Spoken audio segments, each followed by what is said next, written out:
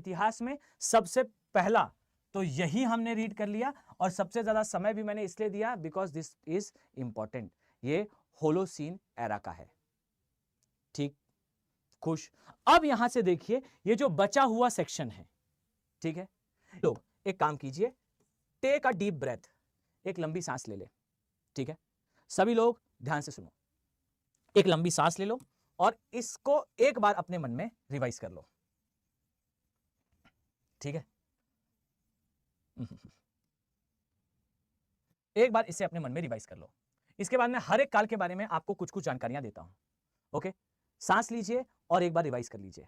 क्या क्या है? First one, Archean. Repeat that word is called age, सबसे पहला आर्कियन, दूसरा Precambrian, then Cambrian, Ordovician, just revise, Ordovician, Silurian, Devonian, Carboniferous, Permian. ठीक, then एक सांस में तीनों नाम ले लें, Triassic, Jurassic, Cretaceous. Just repeat that words, Triassic, Jurassic, Cretaceous. ठीक, डन। इसके बाद PEONP, repeat that word. First one is Palaeocene, second Eocene, third Oligocene, fourth Miocene, fifth Pliocene, then प्लास्टोसीन, और last one is Holocene. Clear है? तो मैं मानकर चल रहा हूं कि सभी को यह ठीक से याद हो चुका होगा। जस्ट अ सेकंड, मैं पानी पी लूं भाई।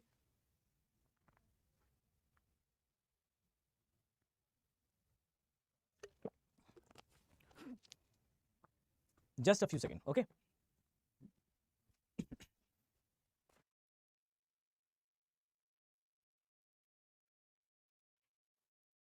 सो मेक श्योर कि यह हुआ हमारी एजेस के बारे में। अब सुने, मैं एक एक एज के बारे में इसका मेजर इवेंट आपको बताता हूं। सो एक तो पहली ये उम्मीद है मेरी कि आपको याद है। नाउ देखना शुरू करें, आ जाइए। आर्कियन, यहां ये नाम लिख देता हूं मैं ताकि आपको नोट्स बनाने में दिक्कत ना हो। आर्कियन, याद रखिए कि आर्कियन काल में पहली बात तो यह पृथ्वी का पहला काल था। इस समय पर पृथ्वी जलता हुआ आग का गोला थी, और अरे भाई सुन लो यार, सुन लो। अच्छा, इसमें देख लो, मैं लिखूंगा तो बहुत समय लगेगा, आप सुन लीजिए, और मैं जब PDF अपलोड करूंगा तो मैं इसमें सारी चीजें लिख भी दूंगा। मतलब जो मैं बता रहा हूं ये एक दो बार मैं इसमें लिख भी दूंगा, तो आप लोग बिल्कुल टेंशन मत लो। ठीक है, I will wrote these facts also. ठीक है सर, करंटली कौन सा युग चल रहा है? तो गौतम झा जी, फिलहाल हमारा होलोसीन काल चल रहा है। ठीक है बच्चों, क्लास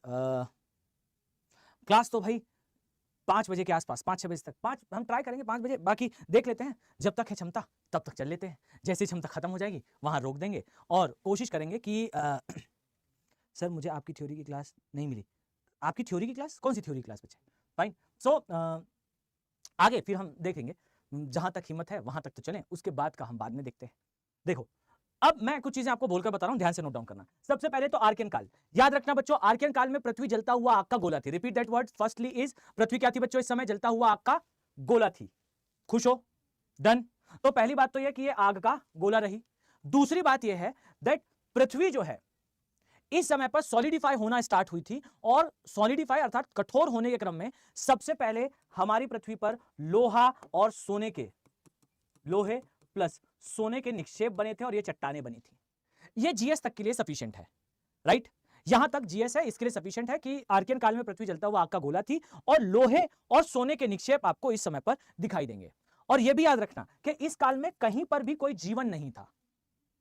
ओके, अब जो बच्चे ऑप्शनल के होंगे, देखिए उनको याद आ रहा होगा, मैंने आपको बताया था एक सिद्धांत नहीं, एक परिकल्पना सही, पर है एक सिद्धांत, है एक परिकल्पना जो ये कहती है कि भाई मल्टी पेंजिया यूनिवर्स था।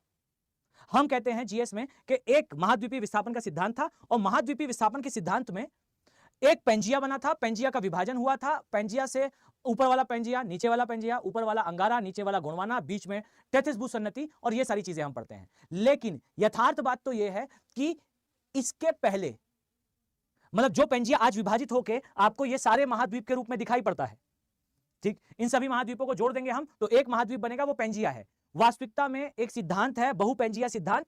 उस सिद्धांत में कहा गया था कि नहीं भाई, ये जो है वो एक पेंजिया नहीं था, कई पेंजिया बने थे और नष्ट हुए थे, और हर एक बार जब पेंजिया बनता था तो उसका एक अंश रह जाता था, बाकी का पेंजिया नष्ट हो जाता था। और ऐसा क्यों था?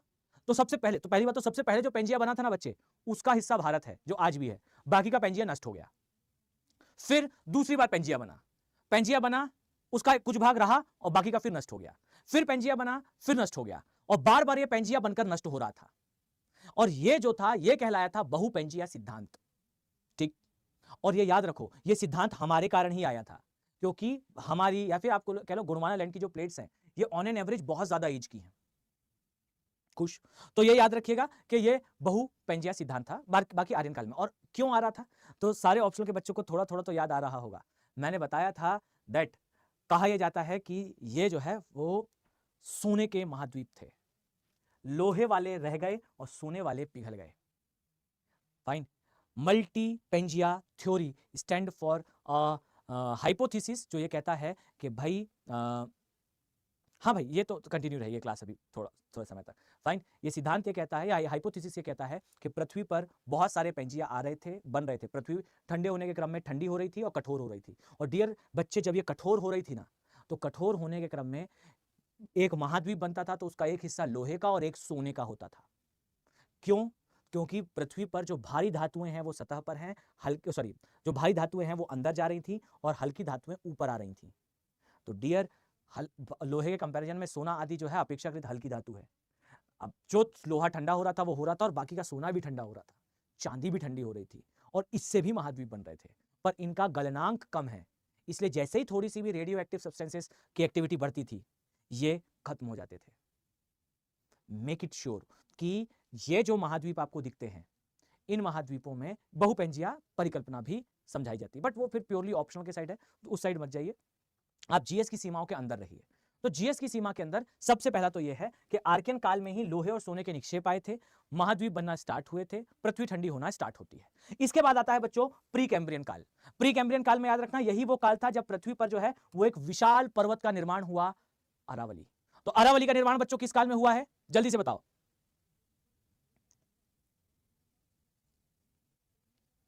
हरपी जी, एक बच्चे ने लिखा सर प्लीज एक बार मेरा नाम लीजिए। हरपी जी, बहुत अच्छे से पढ़ाई करो भाई, बढ़िया से एग्जाम देना। ओके, चलिए। सो मेक श्योर कि कार्बोनिक प्री कैम्ब्रियन काल ये वो काल था जब पृथ्वी पर जो है वो अरावली पर्वत का निर्माण हुआ। और ये याद रखना कि अरावली पर्वत का निर्माण धारवाड़ क्रम की रॉक से हुआ है, इसलिए कहते हैं कि धारवाड़ क्रम की रॉक्स वर्ल्ड की सबसे पुरानी चट्टानों में से एक है।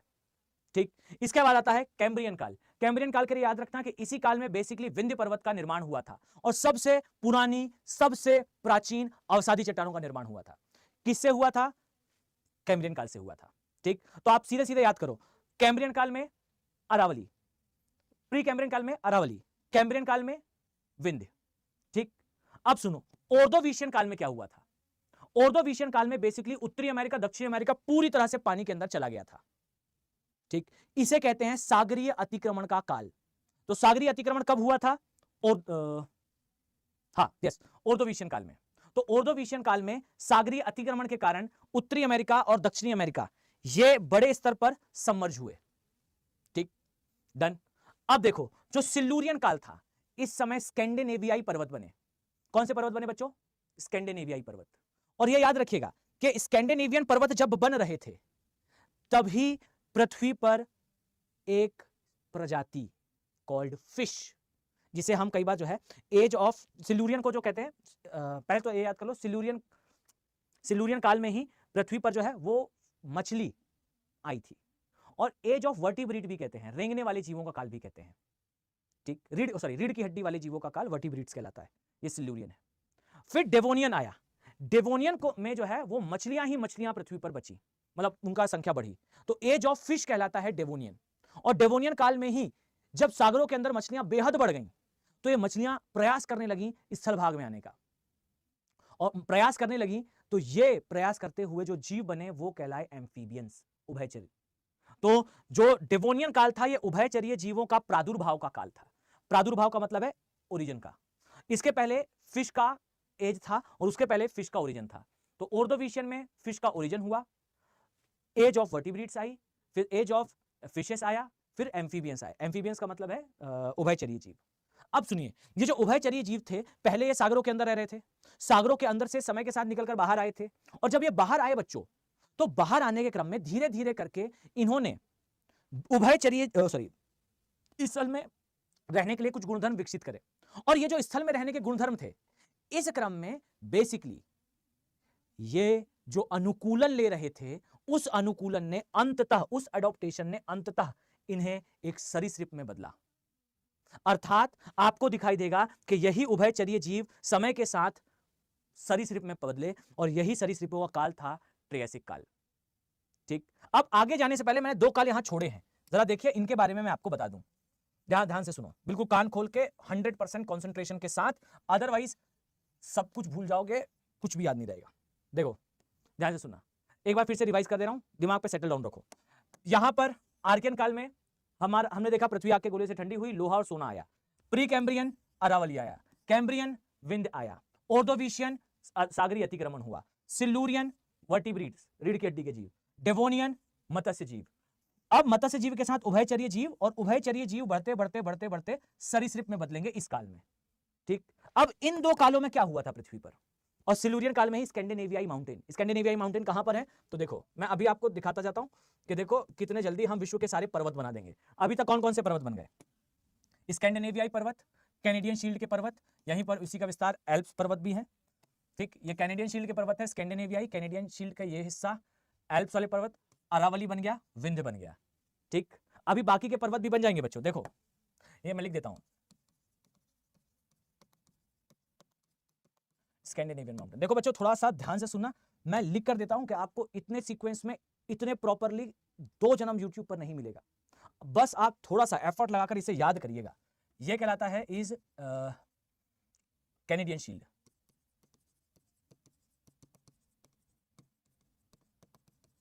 फाइन। ये है अरावली, मैं नीचे लिखता हूं भाई, ऊपर हिमालय भी तो बनाना है। ये है विंध्य। ठीक, so these are the mountains. अब जरा वापस आओ और जरा कंसंट्रेशन से सुनना। ठीक, देखिए, अरे किधर गया बापू, ये अब देखो, ये जो बीच का काल है इसमें क्या हुआ था बच्चों, मेक इट श्योर कि इस समय पर कार्बोनिफेरस काल में पृथ्वी पर वृहद स्तर में, वृहद स्तर पर वनस्पतियों का निर्माण हुआ था। कार्बोनिफेरस वो काल था जिस काल में पृथ्वी पर एक विशालकाय वनस्पति बाय द नेम ऑफ ग्लोसोप्टेरस, ये वनस्पति आई थी। और ये जो ग्लोसोप्टेरस वनस्पति थी, ये विशालकाय वनस्पति थी, और ये वनस्पति की सबसे बड़ी विशेषता थी कि एक तो पहले इसका आकार बहुत बड़ा था, आकार इसका वृहदाकार था। और बच्चे एक बात जान लीजिए, ये जो वृहदाकार की वनस्पति थी, कुछ किताबों में लिखा है कि इसका साइज जो है रफली अराउंड 100 मीटर था। 100 मीटर का मतलब जानते हैं आप, लगभग 3 मीटर की एक मंजिल होती है। 100 मीटर का मतलब होता है 33 माले की बिल्डिंग जितना ऊंचा। और कहीं तो लिखा है कि इसका ऊंचाई जो है वो 200-250 मीटर से भी ज्यादा थी। डियर, इतने विशाल आकार की वनस्पति थी ग्लोसोप्टेरस, यानी कि 33 मंजिल की बिल्डिंग से लेकर 40-50 मंजिल की बिल्डिंग तक ऊंची हो सकती थी ये ग्लोसोप्टेरस वेजिटेशन। और इस वेजिटेशन से पूरी अर्थ ढकी हुई थी, और यह काल कहलाया कार्बोनिफेरस काल। और डियर, इसे कार्बोनिफेरस,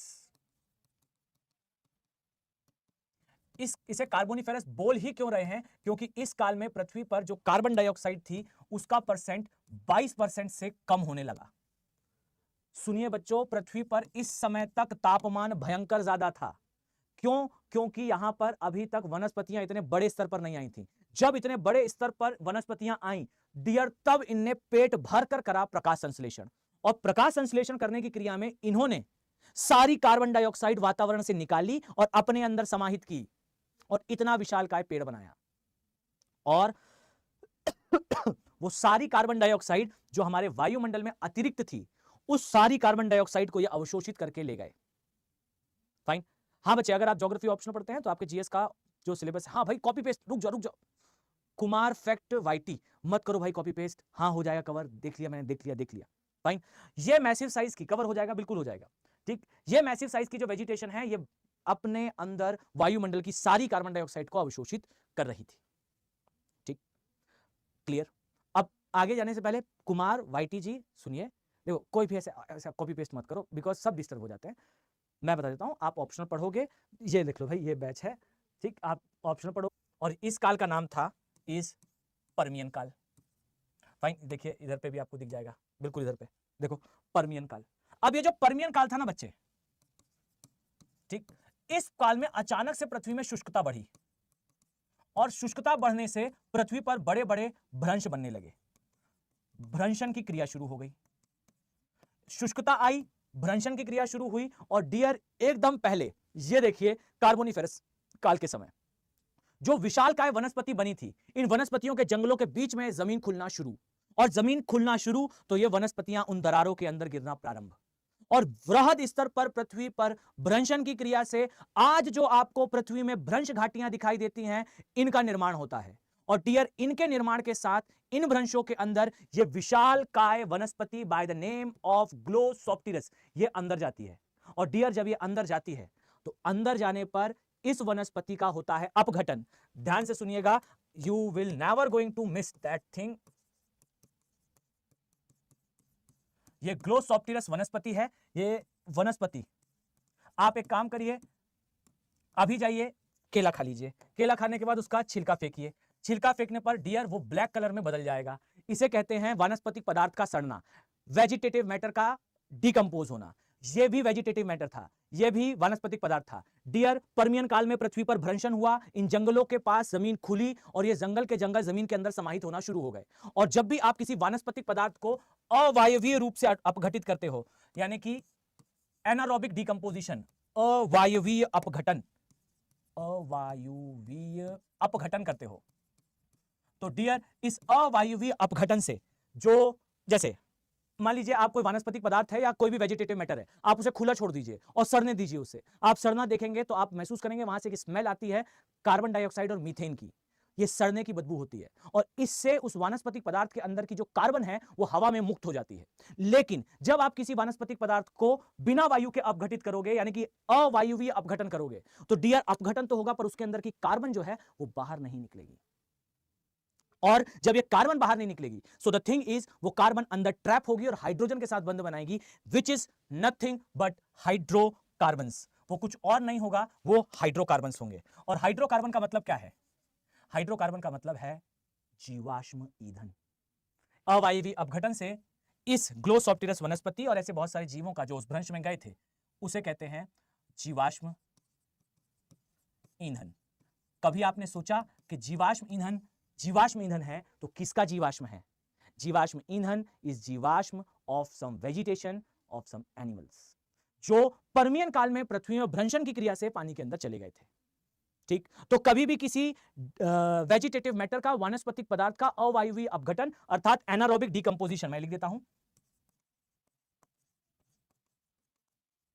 एनारोबिक डिकम्पोजिशन, फाइन, ये होता है तो हमें फॉसिल फ्यूल मिलता है। ठीक, अब मुझे पता है कि आप सभी के मासूम से दिमाग में प्रश्न आ रहा होगा कि सर एक बात बताओ, चलो आपने ये समझा दिया कि जीवाश्म ईंधन ऐसे कि आपको भारत के अंदर जीवाश्म ईंधन के रूप में क्या मिलता है? कोयला। कोयला कहां मिलता है आपको? भ्रंश घाटियों के किनारे, नर्मदा, ताप्ती, सोन, जोहिला, इन सभी नदियों की घाटी प्रदेशों में आपको भारत के कोयला उत्पादक क्षेत्र दिखेंगे। चाहे वो नर्मदा सोन घाटी के पास शिपली सेंसर हो, या फिर दामोदर नदी घाटी के आसपास छोटा नागपुर का पठार हो जो भारत का रूर प्रदेश कहलाता है, या राइन या रोन जो कि जर्मनी के अंदर बहने वाली नदियां हैं जो कि कोयला उत्पादक क्षेत्र है मुख्य यूरोप का। ये सारे ही क्षेत्रों में आप पाओगे पृथ्वी पर भ्रंशन की क्रिया है, और उस भ्रंशन की क्रिया के कारण वहां भ्रंश घाटी में नदियां बहती हैं। फाइन, बट यहां पर बच्चे एक प्रश्न आता है, ठीक है, डन। तो ग्लोसोप्टेरस वनस्पति का अपघटन हो गया। एक प्रश्न आता है, जीवाश्म ईंधन तो सर 3 प्रकार का है। एक होता है जिसे हम कहते हैं कोयला, जो ठोस है। एक होता है विच इज, कोयले के बाद क्या आता है? प्राकृतिक गैस, जो कि गैस है। और एक आता है खनिज तेल, जो कि तरल है। नाउ द क्वेश्चन इज, एक बात बताओ, ऐसा कैसा डिकम्पोजिशन हुआ ग्लोसोप्टेरस वेजिटेशन का कि डियर ये सारे अलग अलग अवस्था में चेंज हुए?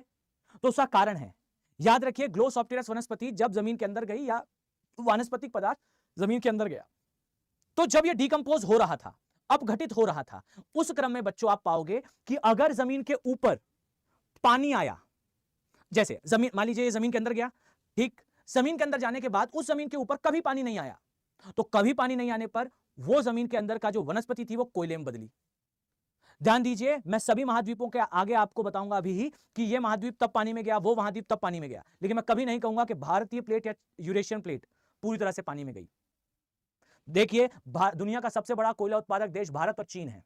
क्यों? These plate never went for complete submergence. ये प्लेटें कभी भी पूरी तरह से पानी के अंदर नहीं गई। That's why कोयले के भंडार। दुनिया का सबसे बड़ा प्राकृतिक गैस का उत्पादक क्षेत्र रशिया। फाइन। वाई?